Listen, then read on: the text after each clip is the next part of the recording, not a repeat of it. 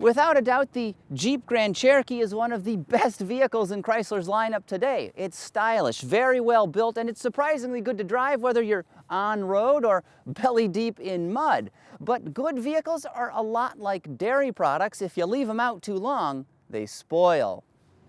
Not keen on letting a good car curdle, the grandest of Cherokees received a pretty substantial refresh for 2014. Now, this luxury SUV is just as handsome as it's ever been, but its most exciting and significant updates are actually underneath all of that stylish sheet metal and injection molded thermoplastic olefin.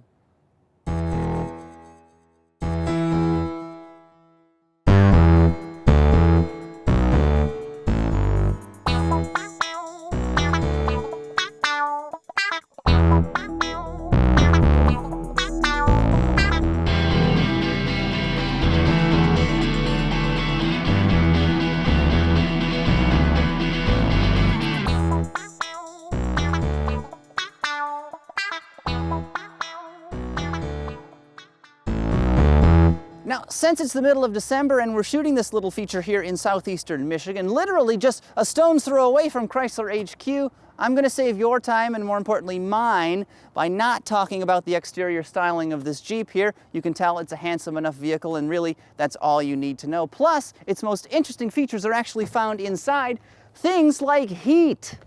Oh, that is so much better. Let me tell you. The interior of this high-end Overland 4x4 model is absolutely lavish. The dashboard and door panels both are covered in soft leather with stitching, and then the seats, they also feature perforated cowhides and this beautiful contrast piping. There's also beautiful wood trim that you could say spruces things up. In the Grand Cherokee, quality abounds, from the fit and finish to the materials to the way everything functions. It's all very well done with two minor exceptions. One are the seat heaters, which I find to be pretty ineffective in this cold weather we're having, and the other is the gear shifter, which is just too fiddly. Now, the back seats are spacious, no complaints there, and there's plenty of cargo room with more than 36 cubic feet behind the back bench. Dominating the center stack is Chrysler's familiar Uconnect 8.4 infotainment system. Just like in the Dart GT I sampled not long ago, it works pretty brilliantly. This setup is speedy and simple, with no performance hiccups or confusing menu structures to quarrel with. There's also a gigantic reconfigurable display in the instrument cluster. But unlike in the Dodge, this Jeep's standard background image looks like dried, cracked mud or a close-up of someone's psoriasis-afflicted skin. Ew. Now, even with all of those luxury features, the Grand Cherokee is still very much a Jeep, which of course means it's trail-rated, and you could practically storm the beaches of Normandy with this thing should Nazis overrun Europe again. Now, giving it those mountain goat capabilities is the company's Quadra-Track 2 four-wheel drive system. That gets you a low-range transfer case as well as an adjustable air suspension, so you can raise or lower the body as you want, and this thing will actually drop a little bit when you're out on the highway for better aerodynamics and, of course, improved fuel economy. Now, there's also a knob located here on the center console that controls the Select Terrain system, and this actually gives you 5 separate driving modes for all kinds of different situations. There's a setting for snow or sand or even a dedicated rock crawling mode. Base price for an entry-level Grand Cherokee Laredo 4x2, the cheap one, is just about $30,000. But this very high-end Overland 4x4 costs nearly $50,000 large. These prices, of course, include $995 for destination and delivery because we don't want you to do any unnecessary math. Under the hood, this model is powered by Chrysler's smooth-running 3.6-liter Pentastar V6. It delivers 290 horsepower with 260 pound-feet of peak torque, and it's matched to a bleeding-edge 8-speed automatic transmission. If a V8 is more your thing, you can opt for a 5.7-liter Hemi or a 6.4-liter Bruiser in the SRT model. The latter option has 470 horsepower and nearly as much twist. But that's not all. The dark horse option is a 3-liter compression ignition V6. Chrysler's Eco Diesel puts out 240 ponies, 420 pound-feet of torque, and delivers a whopping 30 miles per gallon highway. Now, the Overland I've been sampling isn't nearly that economical, but it stickers at a still respectable 24 mpg on the interstate and 17 around town. Combined, it ought to hit 19 miles per gallon.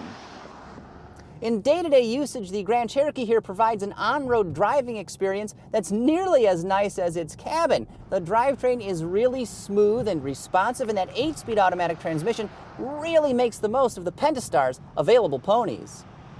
Now, as you might expect, acceleration right off the line is a little bit tepid. After all, this is not a Mopar big block, but once you get the tachometer needle pointing upward, the pace quickens noticeably. With 8 ratios in the stack, there's plenty to choose from, and with paddle shifters, you can drop 4 gears and still have 4 more to play with. There's so much choice, it's almost like a Chinese buffet in here, but with cogs instead of lukewarm lo mein.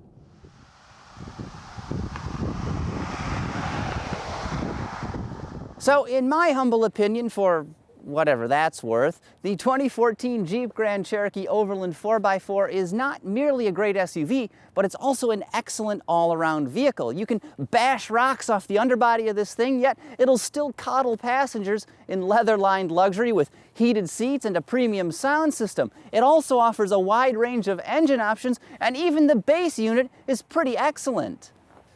As Jeep pointed out in a TV commercial not long ago, the things we make us. And at the risk of sounding too much like a Motor City cheerleader, products like the 2014 Grand Cherokee here are giving Chrysler a solid foundation to build on for future growth. And who would have thought that would be possible just a few years ago when this company was essentially left for dead? For more on this review and others like it, visit AutoGuide.com.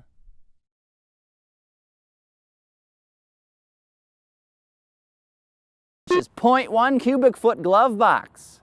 It's got enough room for 2 cudgels, up to 70 boxes of chocolate-covered nails, 2 pieces of driftwood,